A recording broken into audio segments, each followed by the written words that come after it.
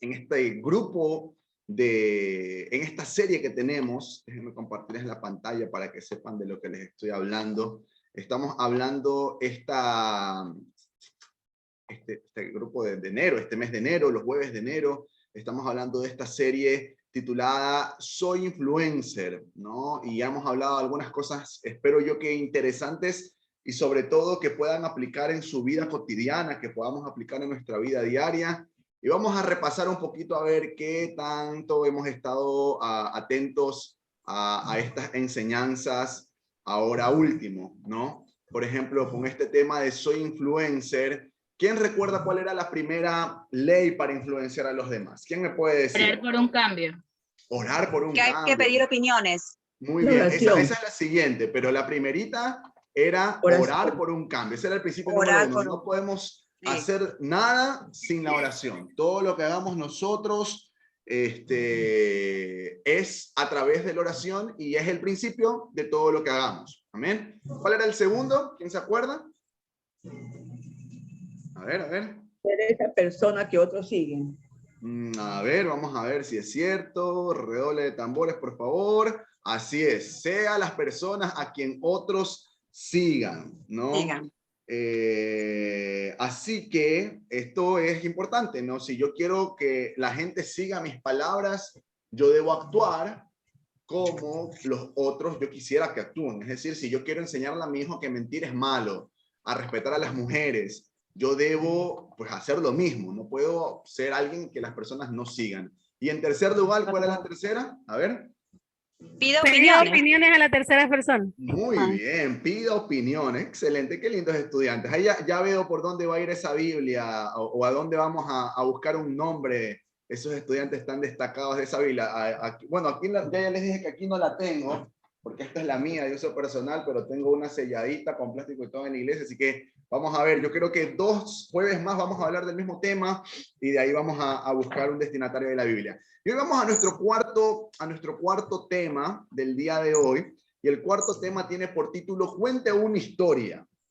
Y esto cuando yo leí, yo les había mencionado que esta serie es basada en un libro, Influyente al estilo de Jesús, se llama el libro, que te da principios para poder alcanzar o llegar a las otras personas a través de cómo Jesús lo hizo. Y me pareció un poco extraño, un poco irrisorio este principio o esta ley de influencia, porque decía, cuente una historia, o sea, como a contarle un chiste a alguien, como que a quitarle un poco de seriedad al tema de influir. Pero hay cosas interesantes que vamos a aprender el día de hoy, así que yo quiero pedirle que usted tenga su corazón abierto para poder recibir.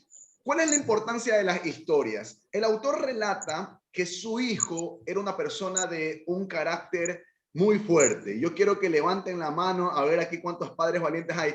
¿Cuántos tienen hijos con carácter fuerte? Levanten la mano. ¿Cuántos tienen hijos con carácter fuerte? Ahí veo muchas manos levantadas. Pastor, todos mis hijos tienen el carácter fuerte. Bueno, hay hijos que tienen el carácter fuerte. Y él le contó a su hijo una historia para poder ejemplificar esto del carácter fuerte. Y él contaba lo que causó el efecto en la vida de su hijo. Esta historia es sobre Genghis Khan, que es un guerrero mongolés del siglo III, es una historia muy antigua, y básicamente la historia relataba la vida de un guerrero, ¿no? Como vemos aquí en la pantalla, y su águila.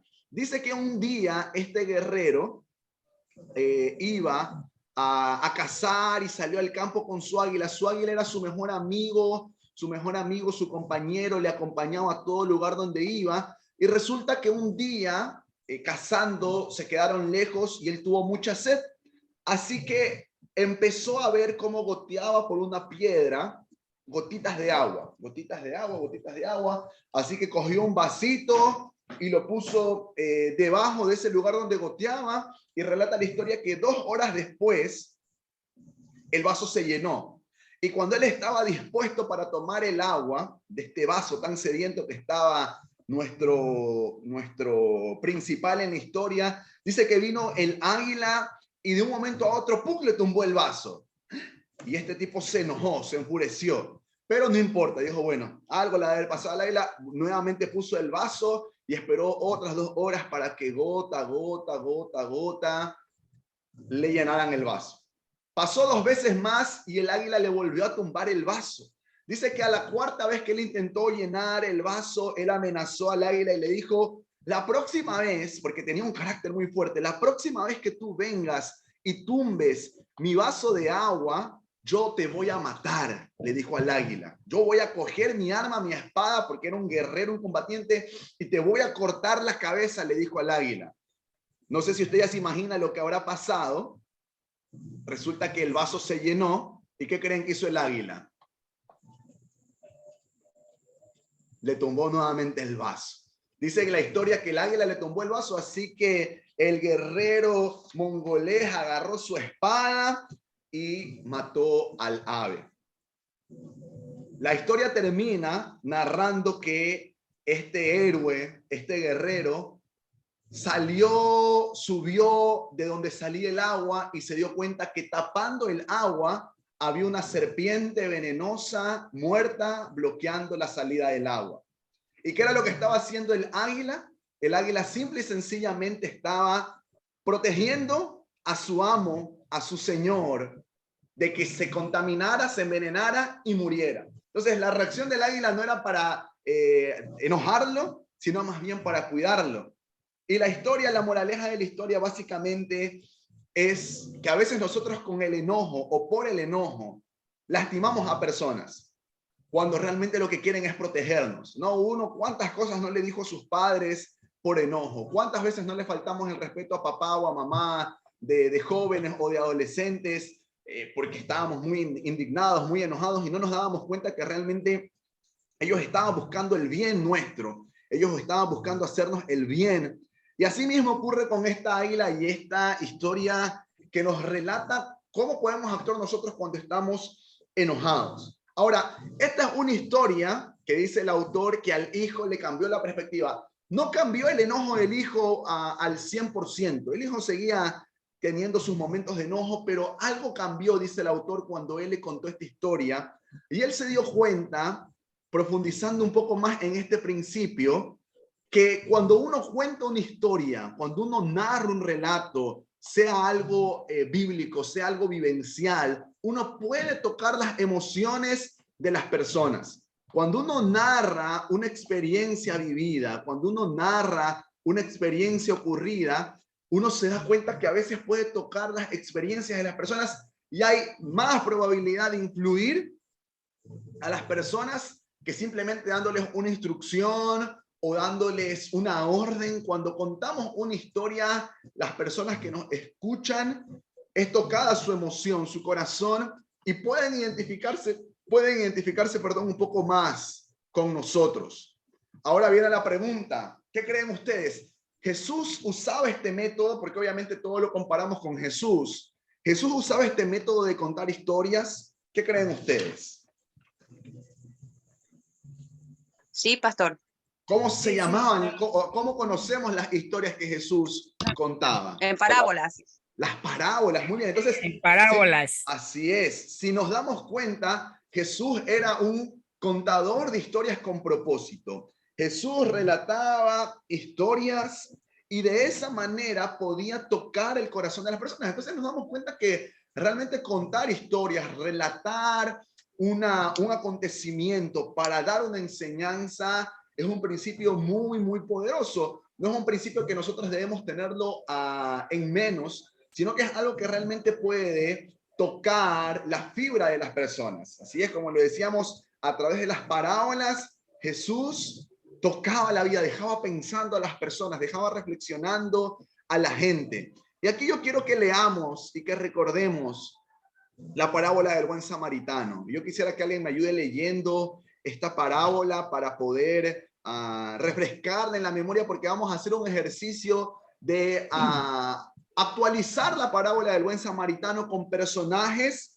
que hoy quizás podamos entenderlos un poco más. No sé quién se anima y me ayuda a leer esta parábola. Yo. Va, está bien. Caleb. Dele, Caleb. Ya. ¿Hasta dónde? Todo. Ah, ya. Bajaba bajaba, a ver, es Lucas 10:30, 10:30. Jesús respondió, bajaba un hombre de Jerusalén de Jericó y cayó en manos de unos ladrones. Le quitaron la ropa, lo golpearon y se fueron, dejándolo medio muerto. Resulta que viajaba por el mismo camino un sacerdote, quien al verlo se desvió y siguió de largo. Así también llegó a aquel lugar un levita, y al verlo se desvió y siguió de largo. Pero un samaritano que iba de viaje llegó a donde estaba el hombre, y viéndolo se compadeció de él. Se acercó, le curó las heridas con vino y aceite, y se las vendó. Luego lo montó sobre su ropa, su propia cabalgadura. Lo llevó a un alojamiento y lo cuidó. Al día siguiente sacó 2 monedas de plata y se las dio al dueño del alojamiento. Cuídemelo, le dijo, y lo que gaste usted de más se lo pagaré cuando yo vuelva. ¿Cuál de estos 3 piensa que demostró ser el prójimo del que cayó en manos de los ladrones? El que se compadeció de él, contestó el experto en la ley. Anda entonces y haz tú lo mismo, concluyó Jesús. Muchísimas gracias, Caleb.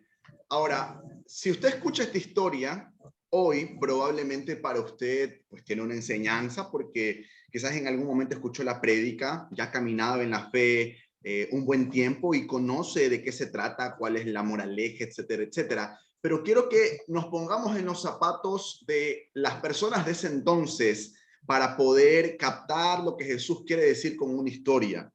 Un judío se consideraba él alguien de primera categoría, y un samaritano para los judíos era considerado la última rueda del coche, era considerado un ciudadano de segunda clase, básicamente porque eran una mezcla o eran mitad judíos, mitad paganos. Por lo tanto ellos consideraban que los samaritanos eran impuros, eran una copia mala de ellos. Por lo tanto, que Jesús venga y diga que el único que se compadeció de este judío que había sido robado, vejado y golpeado era un samaritano, simple y sencillamente estaba causando un estremecimiento en la fibra del corazón del judío, porque decía, date cuenta que nadie par tuyo te quiso ayudar.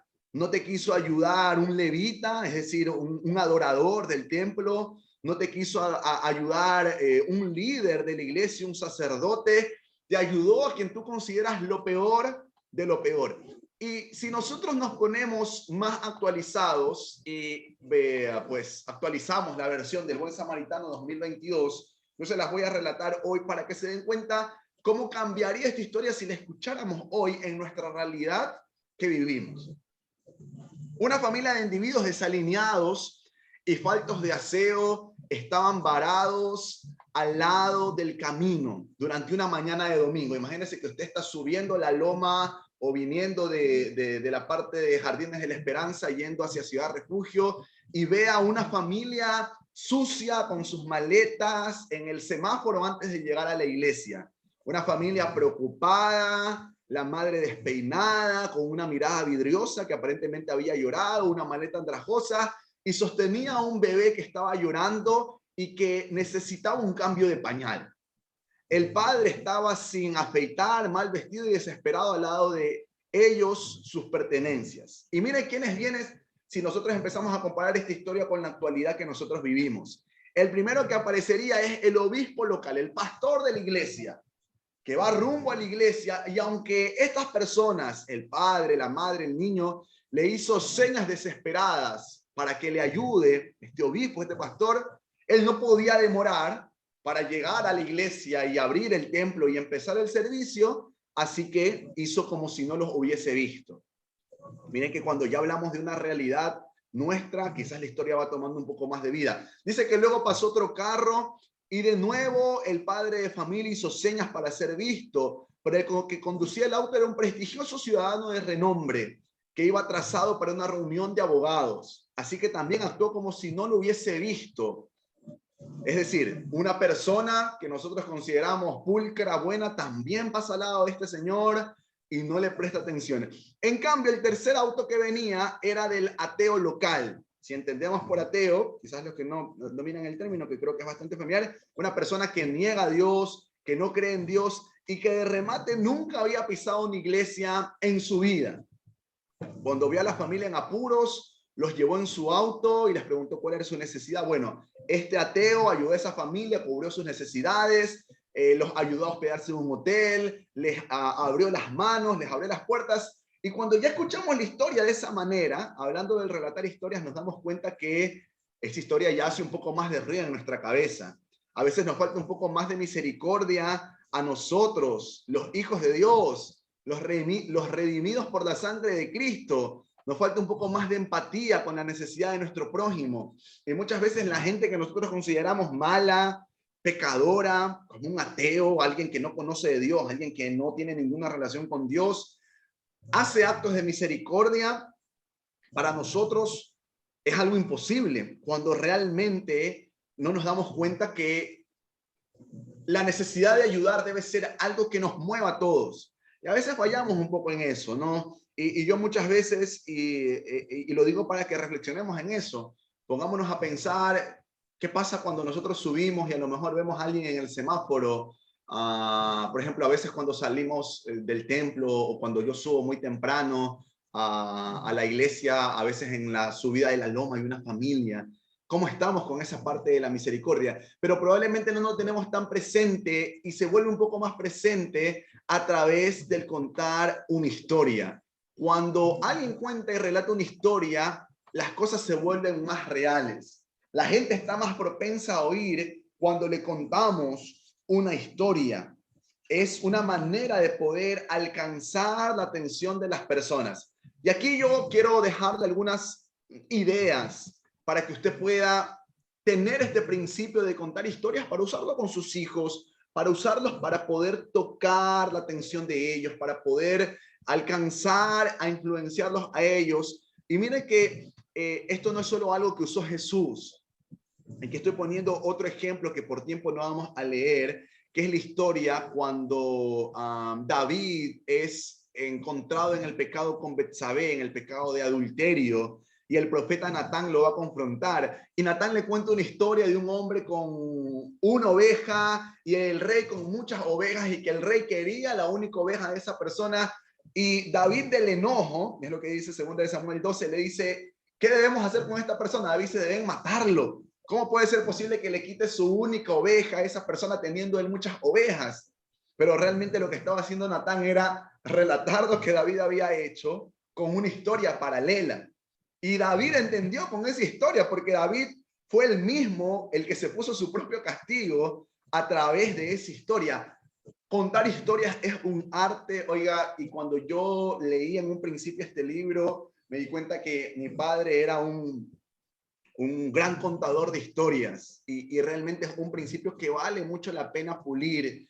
Al final le voy a contar una historia que mi papá contaba, que por lo menos a mí me marcó mucho, y creo que es importante poder entenderla. ¿Cuál es el arte de poder contar historias, no? Es un arte porque quizás es un poco complicado encontrar la historia correcta o el momento correcto, pero si usted empieza a leer la Biblia, se va a dar cuenta que la Biblia está llena de historias que usted puede contar, y no necesariamente decir, bueno, es que la Biblia dice en el Salmo tal que esto, no. Relatarlo como una historia, como un relato, valga la palabra, donde usted pueda sacar principios o compartir principios para otras personas. Es importante siempre encontrar una historia apropiada para lo que queremos decir. A veces los hijos van a estar más receptivos cuando nosotros les decimos, oye, cuando yo era joven, a mí también me partieron el corazón. A mí también la chica a la que le había puesto mi corazón, mi ilusión, mi vida, me rompió el corazón. Y tú le cuentas tu historia y tu hijo se identifica contigo y es una manera de poder conectar con esa persona. Pero a veces nos queremos hacer tan superpoderosos que no creamos empatía con los nuestros y no nos damos cuenta de la necesidad o de lo importante que es.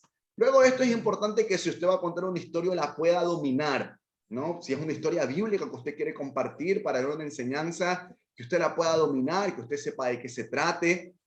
También es importante que la practique, que usted se relate a sí mismo la historia antes de contarla, que haga una práctica de lo que va a hacer, que represente la historia, si puede usar alguna herramienta para contar la historia a sus hijos, alguna ilustración a las personas que usted quiera alcanzar, si quiere cambiar la forma de pensar de alguien, es importante que usted pueda usar datos importantes de la historia y no ofrecer detalles innecesarios, y que haga de este arte o de este principio de influencia de contar historias algo propio de usted, algo que usted siempre pueda usarlo para poder captar la atención. Oiga, yo he escuchado testimonios de personas que han sido cambiadas por el poder de Dios, que yo digo, wow, qué gran testimonio. ¿Por qué no lo cuenta más? ¿Por qué no habla más de lo que Dios ha hecho en su vida si Dios ha cambiado tanto su vida? Yo recuerdo tanto el testimonio, bueno, no voy a decir el nombre para no ser inapropiado,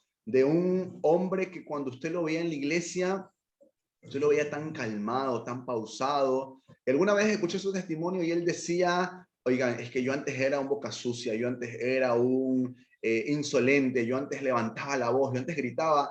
Yo decía, ¿cómo es posible que Dios pueda cambiar tanto la vida de una persona? Hay gente que cuenta experiencias y testimonios de cómo vencieron la adicción a vicios como el cigarrillo, simplemente depositando su confianza en manos de Dios y entregando su vicio en la cruz de Cristo. Y son esas historias que a veces nosotros no nos damos cuenta que son un testimonio poderoso que podemos contar a otras personas. El testimonio mismo de nuestra vida es una historia que usted está obligado a contar a todo lugar donde vaya, de cómo Dios obró en su vida, de cómo Dios le rescató, cómo Dios le restauró. Tu testimonio del lodo, del lugar oscuro de donde Dios te sacó, es la mejor carta de presentación o la mejor historia que podemos contar. Pero muchas veces nosotros no nos damos cuenta de eso, que a lo mejor uno quiere ir con la palabra de Dios y está muy bien, pero a lo mejor una introducción puede ser la historia que tú tienes para contar, que tú tienes para compartir. Por eso les comparto estos principios. Es bueno que tengamos siempre historias a la mano, para contar, para compartir. Y esto es lo que les decía, y con esto quiero cerrar para poder quizás darle un tiempo a poder conversar un poco sobre aquello, o bueno, quizás para dedicarnos a orar y aprovechar el tiempo. Mi padre contaba una historia del cura y el sastre. ¿Has escuchado alguna vez la historia del cura y el sastre? A ver, quiero ver sus rostros. Nunca he escuchado la historia del cura y del sastre. Bueno, mi papá contaba la historia que un cura llevó a un sastre un corte de tela, no sé cuánto corte de tela, imagínese un corte de tela, y le dijo, oiga, quiero que me haga con este corte de tela 2 sotanas y un sombrerito. Y el sastre dijo, bueno, está bien. Dice la historia que el cura, cuando se regresaba a su parroquia, dijo, uy, no, este sastre ladrón, dice, este sastre me está robando, dice el cura. Yo creo que aquí sí me alcanzan unas 3 sotanas y quizás unos 2 sombreritos. Y regresa donde el sastre le dice, sastre, oiga, yo creo que me puede hacer 3 sotanas y 2 sombreros. Y el sastre mira nuevamente la tela y dice, bueno, sí, si quiere yo le puedo hacer. Y se regresa a la parroquia. Dice que una vez más el sastre dijo, no, el cura dijo, no, este sastre me está robando.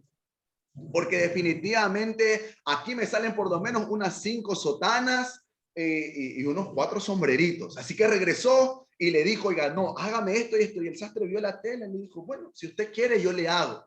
Dice que regresó a la semana a ver su pedido, su costura, y dice que el sastre le había hecho efectivamente las 5 sotanas y los 5 sombreritos, pero eran sotanas pequeñitas y sombreros pequeñitos porque lo había hecho con la tela que le había alcanzado. ¿Y cuál es la moraleja? Que a veces nosotros pecamos de querer interpretar las intenciones de los demás y decir, no, él me quiere robar, él me quiere estafar, pero realmente muchas veces hablamos desde nuestro corazón, ¿no? Desde lo que yo tengo en mi corazón se genera la desconfianza. Dicen los psicólogos que muchas veces el celoso refleja su inseguridad en su pareja y por lo tanto es desconfiado, porque el celoso considera que podría también caer en esta circunstancia. Por lo tanto, es importante que nosotros podamos entender que muchas veces nuestras inseguridades están plasmadas en la proyección que nosotros hacemos hacia los demás, en las cosas que nosotros creemos que tenemos, que sentimos, pero realmente las proyectamos en las demás personas